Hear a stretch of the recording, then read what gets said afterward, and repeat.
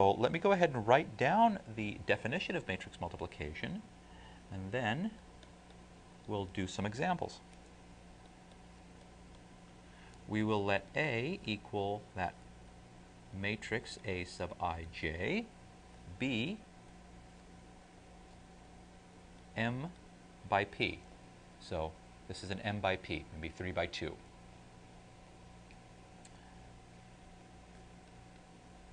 Let B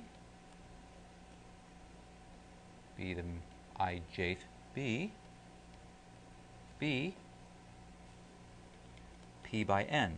So A is m by p, B is p by n. Notice that the number of columns of the matrix A is equal to the number of rows of matrix B. That's going to be very, very important. Then AB is the m by n matrix. C equals C sub ij, such that the ijth entry of C is equal to row sub I of A, in other words, the ith row of A, dotted with the jth column of B. So let's take a look at the definition again. A is a matrix A sub ij, it is m by p. B is a matrix B sub ij is p by n. When I multiply those two matrices, essentially what happens is that the column of the first matrix, the one on the left, cancels the row of the matrix on the right, and what you end up with is a matrix which is m by n. And that matrix is such that the ijth entry is equal to the ith row of A dotted with the jth column of B. That's why this P and this P have to be the same. So, in order to multiply two matrices, let's write this one out specifically. Okay. In order to multiply two matrices,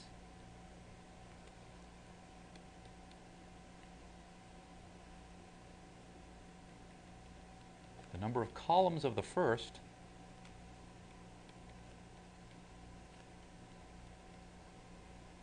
must equal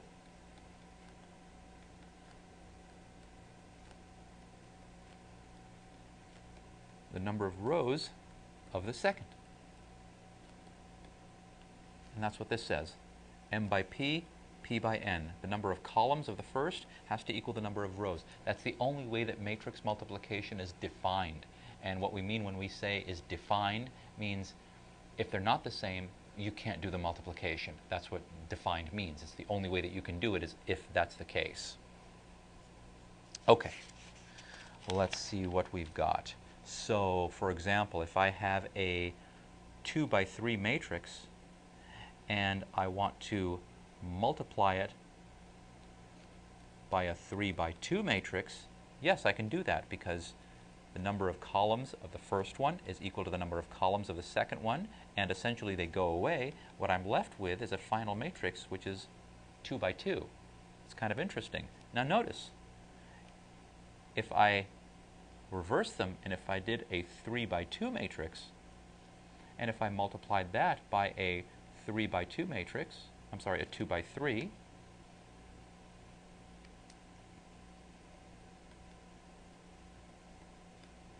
now it is defined, the number of columns of the first equals the number of rows of the second, so now I end up with a 3 by 3 matrix. Okay? So these are all defined. That'll work. Let's see, 2 by 3, 3 by 2, 3 by 2, 2 by 3. So notice what's happened here. Take a quick look. I have a 2 by 3 times a 3 by 2 gives me a 2 by 2. If I switch these, a 3 by 2 by a 2 by 3, all I've done is switch them. I get a 3 by 3. A 3 by 3 and a 2 by 2 are not the same. So, in general, not only do the dimensions not match, it won't work. AB is not equal to BA. That's the take-home lesson for this. Matrix multiplication does not commute. AB does not equal BA. And we'll actually do an example later on where we can actually do AB and BA, but they end up being completely different matrices. Okay, so let's do some examples.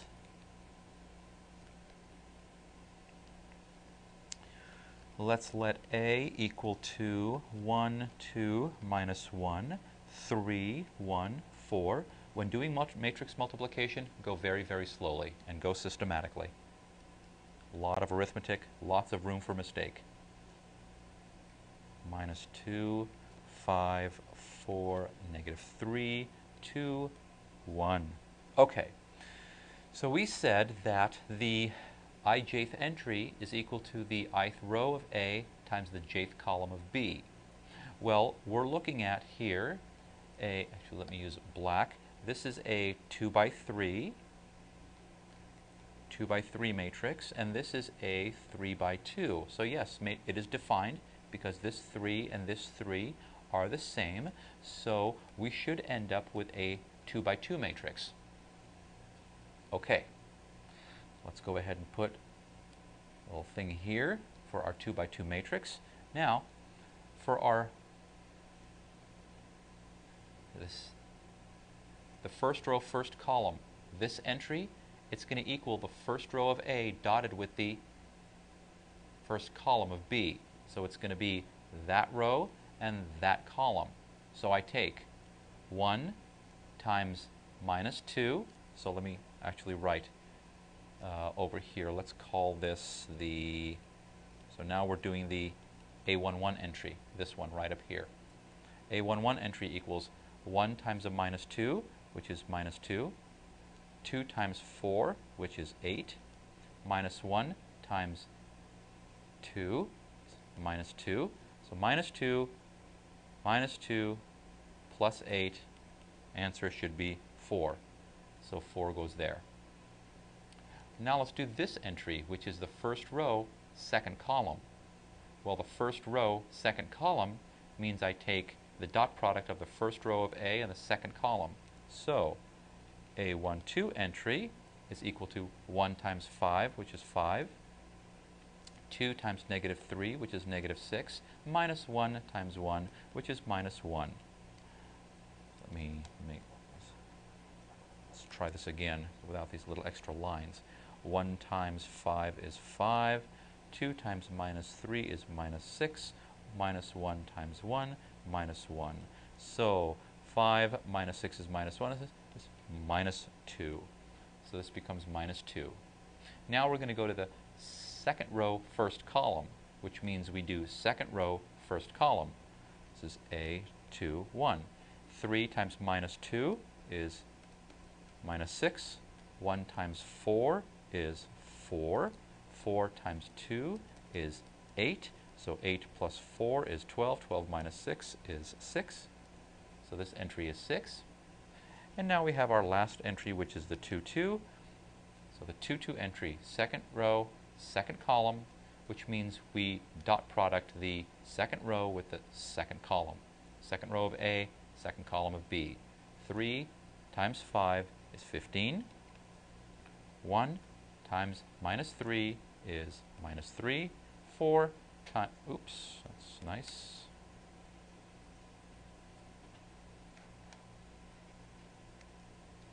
4 times, you know, is that a minus 1? I don't even know. No, it's 1.